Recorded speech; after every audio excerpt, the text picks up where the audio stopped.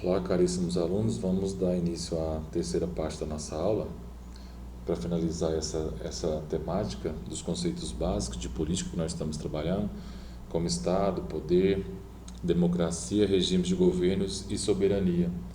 Lembrando que nós fizemos um percurso de pensamento pelos conceitos básicos, sobretudo sobre a diferença entre as formas de governo e regime de governo. Vamos terminar hoje sobre os regimes de governo, já que na última aula nós vimos a democracia de forma mais detida. Hoje vamos ver os outros dois tipos de regime de governo que existiram historicamente e trazem importante reflexão para nós sobre a necessidade de defendermos a democracia. Então vamos ver o regime autoritário e o regime totalitário. Lembrando que uma característica comum desses dois regimes de governo é o poder centralizador, um Estado forte centralizado, em que não é levado em conta a participação do cidadão nas tomadas de decisão política. Os que assumem o poder governam à revelia das suas vontades. Os regimes autoritários costumam, no mais das vezes,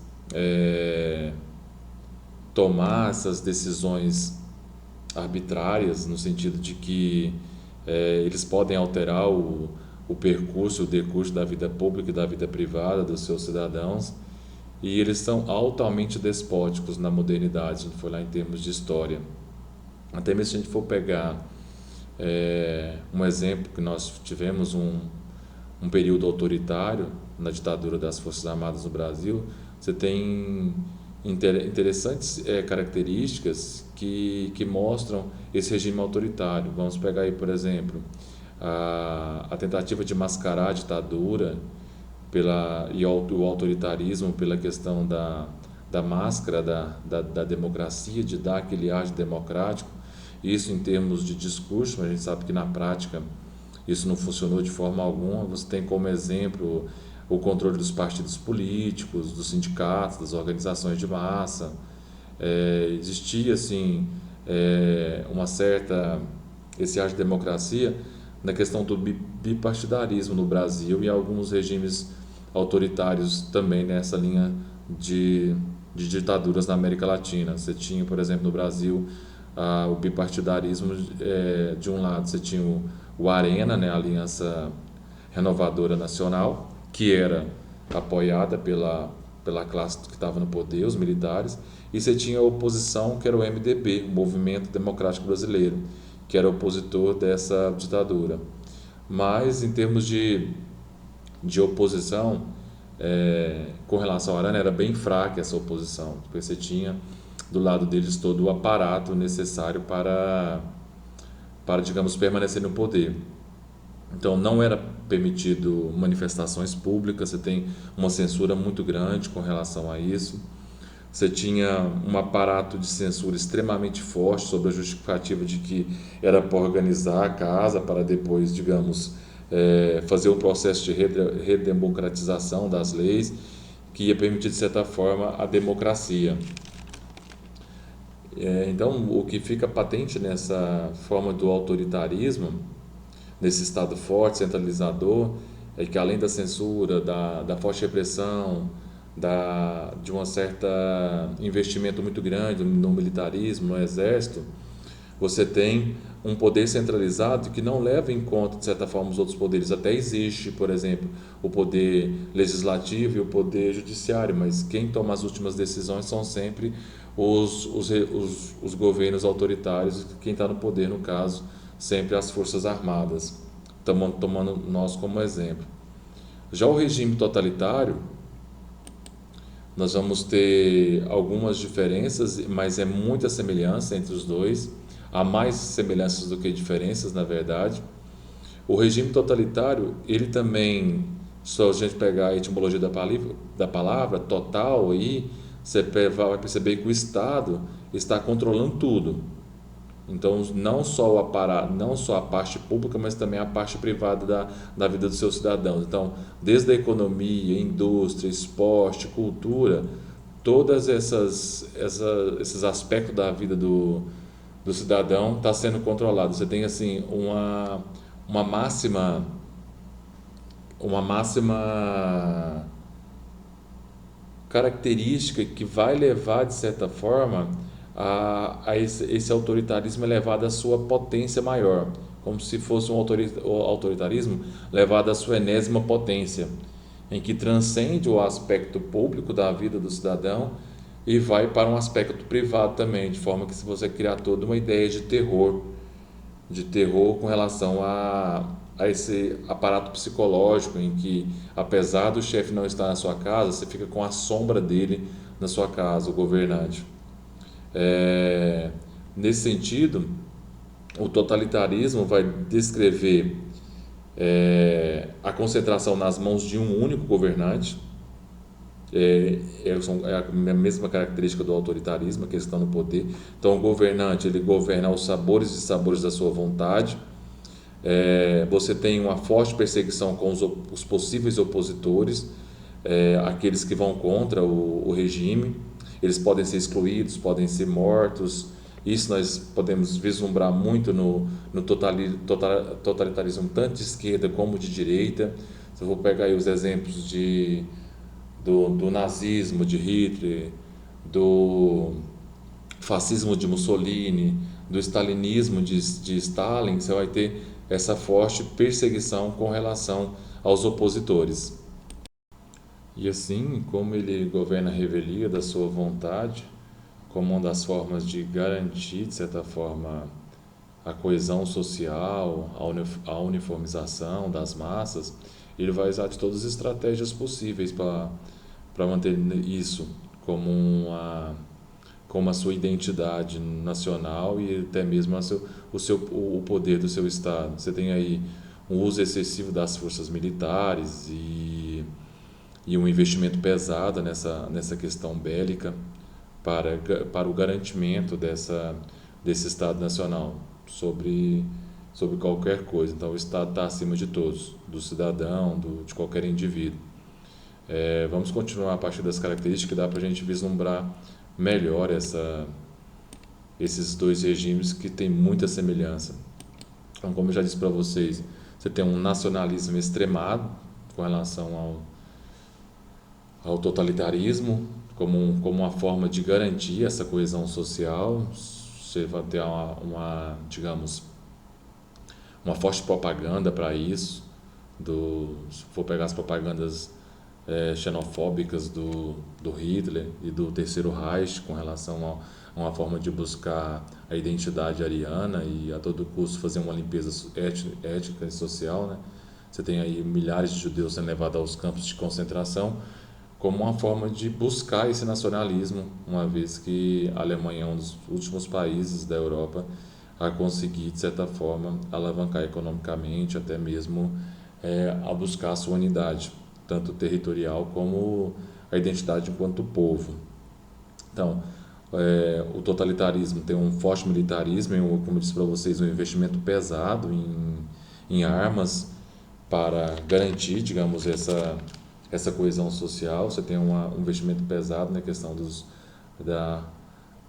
armamentos de guerrilha e um uso constante das forças, sobretudo para aqueles que vão contra esse regime de governo. Você tem também um anticomunismo muito forte, sobretudo por conta da linha diretória que a esquerda vai fazer como crítica. Então, tudo aquilo que é voltado à ideologia dos partidos de esquerda tem que ser eliminado.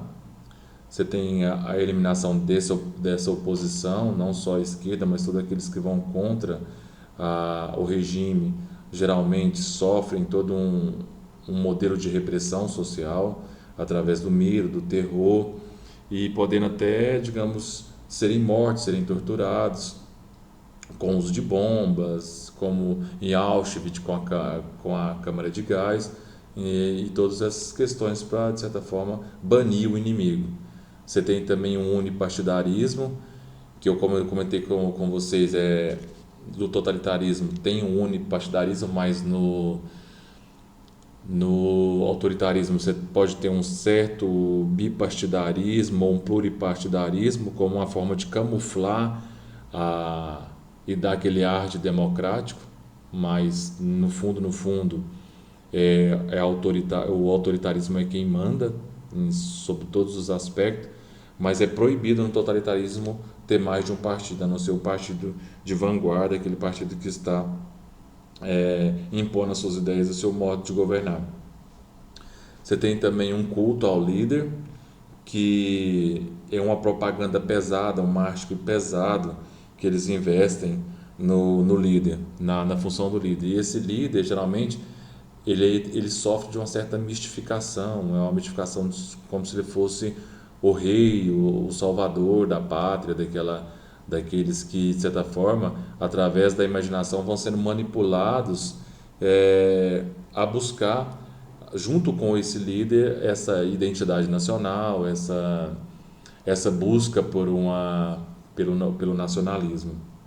Você tem também uma propaganda governamental, que é esse culto ao líder que eu disse para vocês, aliado ao culto ao líder, essa propaganda, esse marketing pesado, como forma de endeusar o líder e esconder todas as malésias e os malefícios que eles fazem.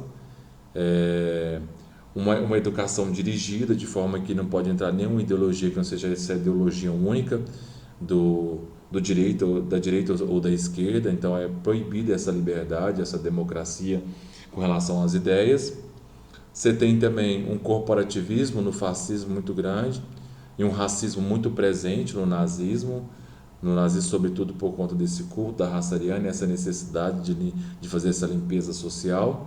E você tem um forte expansionismo territorial, sobretudo no nazismo, em que era uma forma de visar as conquistas, trazer outros territórios e aumentar, digamos, até a questão do poderio econômico, é, forçar outros territórios a fazer parte dessa ideologia através do convencimento ideológico ou também através da força, no caso, a guerra. Por isso explica-se o investimento pesado nas questões bélicas. Uma coisa também que fica muito forte como uma presença no totalitarismo e que no fascismo tem uma certa camuflagem, quer dizer, no autoritarismo tem uma certa camuflagem, enquanto no regime totalitário prevalece a imposição da fé do líder. A gente pudéssemos pegar a religião como exemplo, não há uma liberdade religiosa. Então, para camuflar o autoritarismo, dá essa certa liberdade do culto. Se você, por exemplo, suponhamos que o líder autoritário é de linha protestante, mas ele deixa a população, para dessa camuflagem democrática, cultuar outras vertentes religiosas. Agora, no totalitarismo, não, você tem um culto único. Se, por exemplo, você tem o líder que é católico, ele vai impor o seu modo de acreditar e sua fé para os seus cidadãos. Outra coisa que é muito forte e no totalitarismo é que esse controle, como eu já havia ressaltado para vocês, da vida pública se estende até a vida privada, que vai dar aquela ideia do terror, de que o transcende essa questão da relação pública entre governantes e governados, e ela se adentra ao lar dos seus concidadãos, de forma que há, de certa forma, uma manipulação psicológica tão forte, de forma que os camaradas chegam a sonhar, a ter pesadelos, a ver esse terror devido a esse medo constante que eles vivem de serem pegos, sobretudo se ele for opositor, alguma coisa nesse sentido. Nós temos uma autora que vai trabalhar bem essa questão do terror, ou seja, como o terror, o medo vai transcender a ordem pública e vai para a ordem privada, em que o ditador vai regular suas ações dentro da sua casa, que é uma autora chamada Hannah Arendt, e ela vai escrever um livro chamado As Origens do Totalitarismo, e nesse livro ela vai fazer uma observação interessante. Mas antes de falar dessa descrição interessante que ela vai fazer, só falar um pouco dessa autora. Hannah Arendt, ela sofreu perseguição do regime político, ela por ser judia, ela sai da Alemanha e vai viver nos Estados Unidos. Se não me engano, ela morre em Nova York. para correr do regime nazista, e ela tem assim uma profunda mágoa com o regime por conta da própria perseguição que ela sofre e do fato de não ter terminado a sua tese de doutorado devido a essa perseguição que ela sofreu.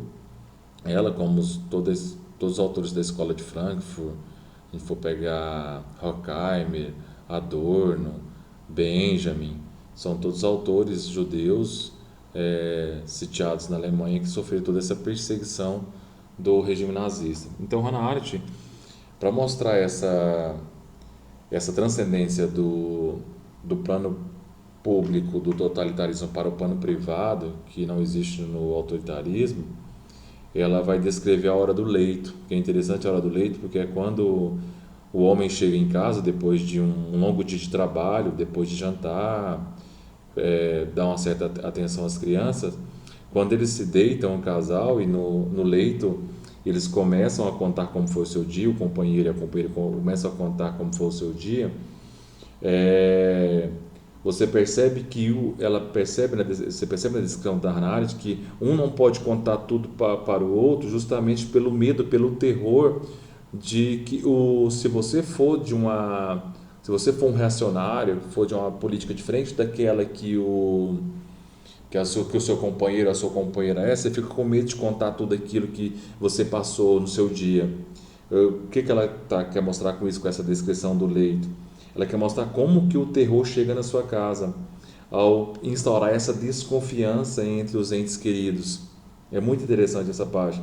Então, o ditador não está na sua casa, no seu lar, mas ele se faz presente na sua cabeça, nesse medo constante, pela questão do terror psicológico com que o regime totalitário, o regime nazista, fascista, stalinista chega a adentrar no seu lar, de modo que coloca um ente contra o outro.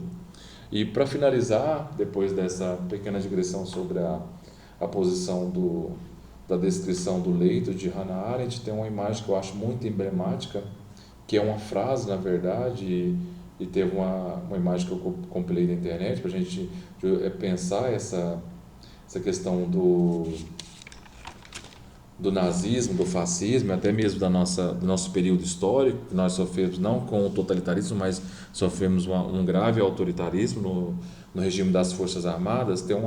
Tem essa imagem aqui que é muito emblemática, que eu vou deixar para vocês como reflexão, que foi escrita nos campos de concentração. Não, o autor é desconhecido e foi deixado numa parede do campo de concentração. Se há um Deus, ele terá que implorar pelo meu perdão.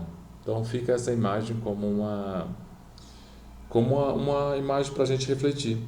A gente passando por um momento político em que há uma certa ideologia política, como de pessoas que querem, de certa forma, voltar à ditadura. Alguns pedem para isso, até a questão do AI-5, que é uma das coisas que estão sendo muito debatidas recentemente.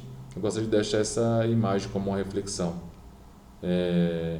como uma forma de buscar na nossa história erros graves que não podem ser repetidos.